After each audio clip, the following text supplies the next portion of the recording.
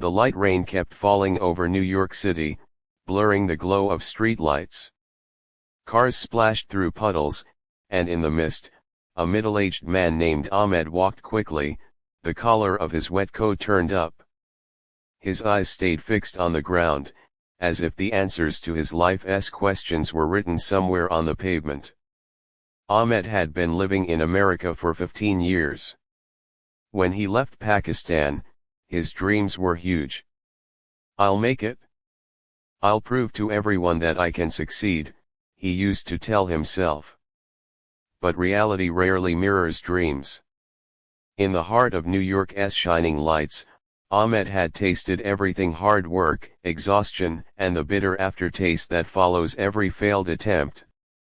Life had settled into a monotonous loop: mornings at a grocery store shift, evenings washing dishes in a restaurant, and nights scrolling endlessly on his phone, watching other people's successes and feeling a strange emptiness grow inside him.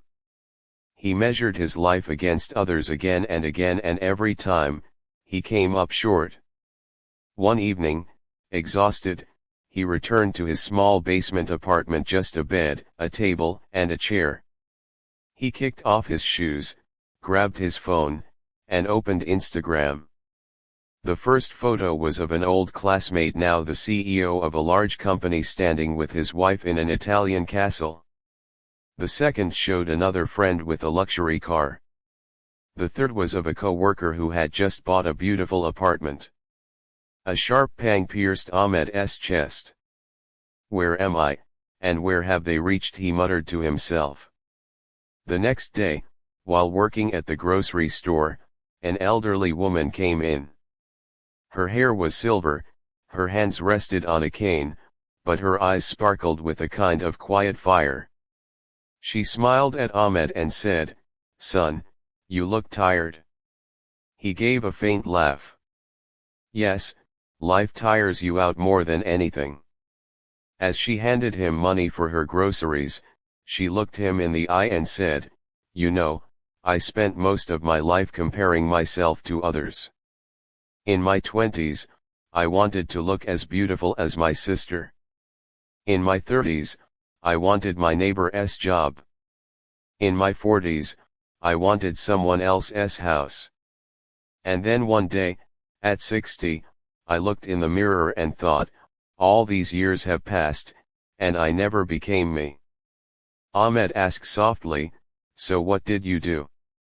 The woman smiled. "I forgave myself. And from that day on, I did only one thing: I lived my days fully. I learned gardening, I taught children, I did whatever my heart wanted, even if people laughed." She started to leave but turned back to say, "Son, you still have time. Stop watching other people's roads. Make your own."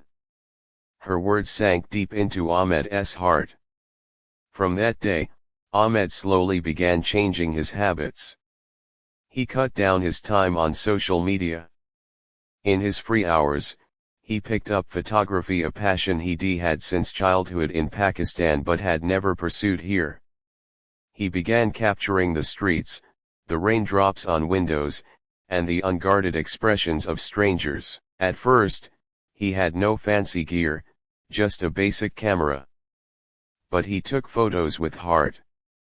One day, he gathered the courage to submit a few to an online photography contest. 2 weeks later, an email arrived: "Congratulations, your photo has been selected for the NYC Art Exhibition."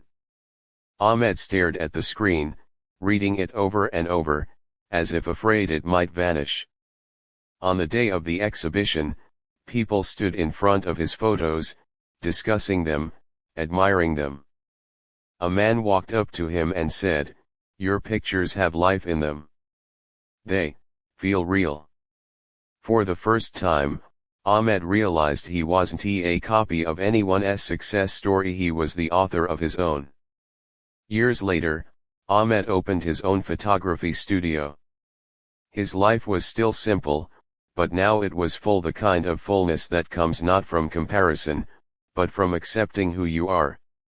One afternoon, the same elderly woman appeared at his studio door. She was older now, but her smile hadn't faded. "Son," she said, "remember what I told you, don't watch other people's roads." Ahmed grinned. "Yes, and I listened to you."